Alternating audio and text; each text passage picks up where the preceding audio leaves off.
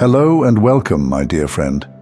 There's something I need you to know, and I won't wait until you're ready to hear it, because in a deeper way, you already are. God is proud of you. Not because you followed the rules perfectly, not because you stayed calm when you were supposed to scream, not even because you kept faith when everything tried to bury it. God is proud of you because you kept becoming, even when everything around you told you it would be easier to just stop. And maybe you didn't always hear that in the past. Maybe nobody said it to you when you were younger, when you did the right thing with shaking hands, when you gave away your last bit of strength and still didn't receive what you needed. Maybe no one noticed when you quietly chose love, in a moment when revenge would have made far more noise. But heaven did.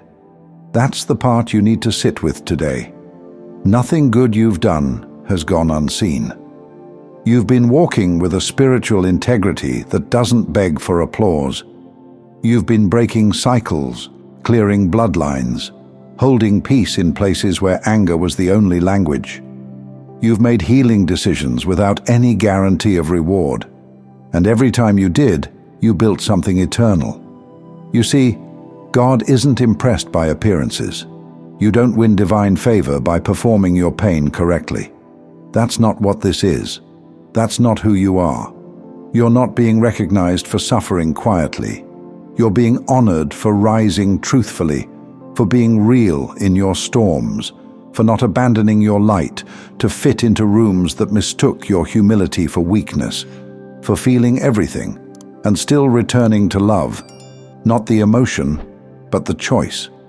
You have no idea how rare that is. There's a sacred kind of power in someone who can walk through fire without becoming what burned them. Someone who can see cruelty clearly and still choose not to pass it forward.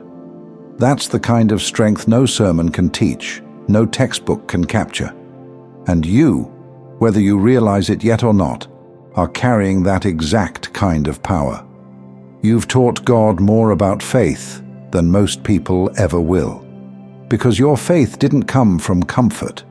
It was carved out of the in-between, formed in the places where nothing made sense, and still, you didn't give up on the story. That's why the blessings coming to you now feel different. It's not just your time in some generic cosmic cycle. It's the moment when your truth finally starts to echo louder than your trials.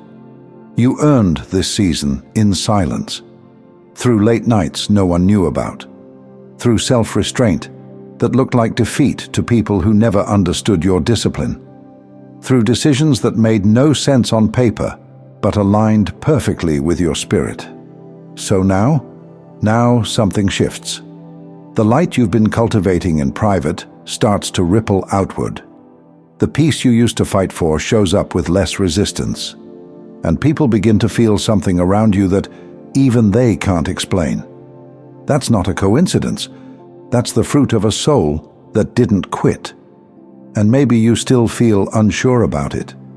Maybe you're still getting used to the idea that goodness is allowed to come to you without chaos as its price tag.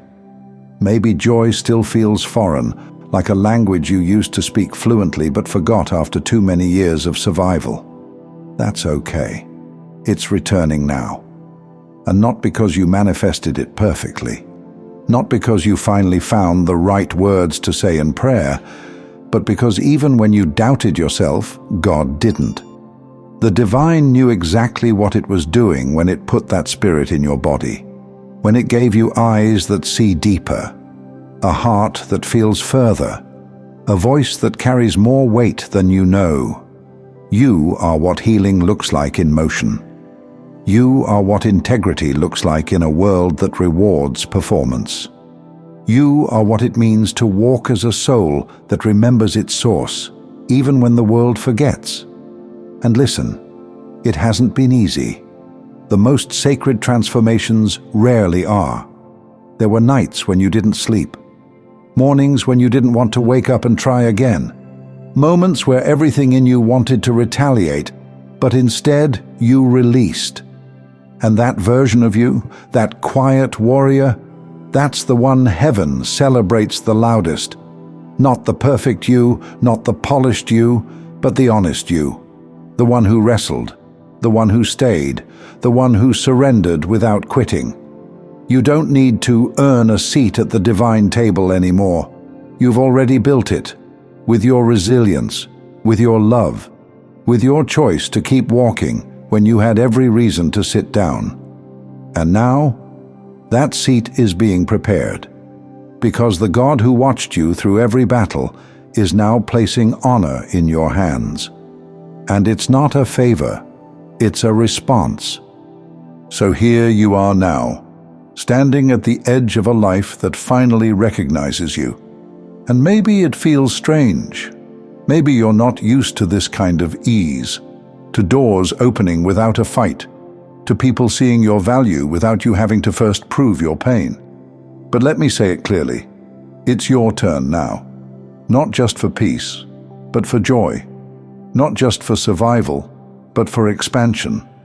Because there's a difference between getting by and being blessed. And for too long, you've known how to endure. But now you're about to remember how to receive. That kind of shift doesn't happen just because time passes. It happens when alignment catches up with identity, when your soul is no longer playing small just to avoid drawing too much attention. And make no mistake, your presence is powerful. You're not just a light in someone's darkness. You're the proof that a soul can be both soft and unbreakable, that someone can lose everything and still choose to build again without bitterness. You carry the kind of grace that makes people question their masks, the kind of truth that doesn't need to scream to be heard. And now, the universe is answering you back. Not just in signs and whispers, but in real, tangible shifts. Opportunities that find you without effort. Relationships that don't exhaust you just to feel seen. Paths that once felt blocked beginning to clear in front of you. Not because it's finally easy, but because you've become ready. You didn't skip steps to get here. You lived every inch of this story. And don't let anyone make you feel like you have to explain that. You don't have to recount your scars for them to respect your strength. You don't owe anyone your journey just to validate your destination. Let them wonder. Let them question how you got here. God saw it all. God kept count when no one else could. You were seen in every silent prayer, in every moment of restraint, in every quiet decision to not go back to the version of you that begged for crumbs when you were born to command the feast. You've grown in a way that no algorithm can capture, no camera can show. You've expanded in your core. And from this point forward, the world is going to feel different, not because it changed, but because you did. Your discernment is sharper now. You don't entertain what drains you. You don't chase what confuses you. You don't bargain with energy that feels off just because it comes dressed as opportunity. You've learned what peace actually feels like. And that's why you no longer tolerate the chaos that used to feel normal. You're not above anyone. You just stopped shrinking beneath yourself. That's what spiritual maturity looks like.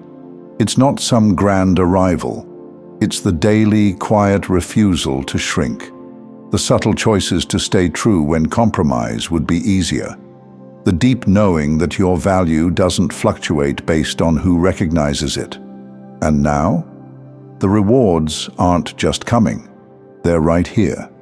In the way your body feels safer to live in the way your spirit feels less scattered, in the way you don't need to be understood anymore to feel whole.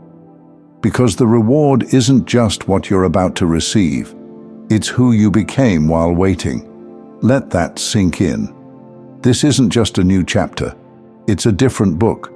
The rules are not the same. The version of you who needed everyone's approval doesn't run this story anymore.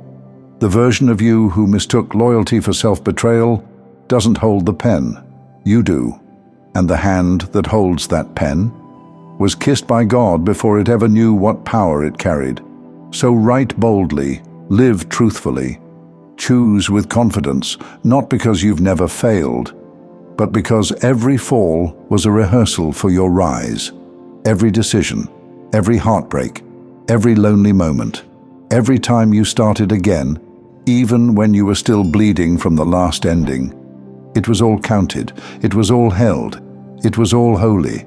Because God is proud of you, for persisting, for presence, not because you were fearless, but because you moved anyway.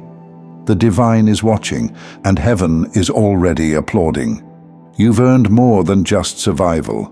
You've earned honor, and it's here now. Thank you so much for taking this journey with me. If you found value in this message, please like the video and share it with others who might benefit. Don't forget to subscribe and continue your amazing journey by watching one of the videos showing on your screen that resonates with you the most. See you there.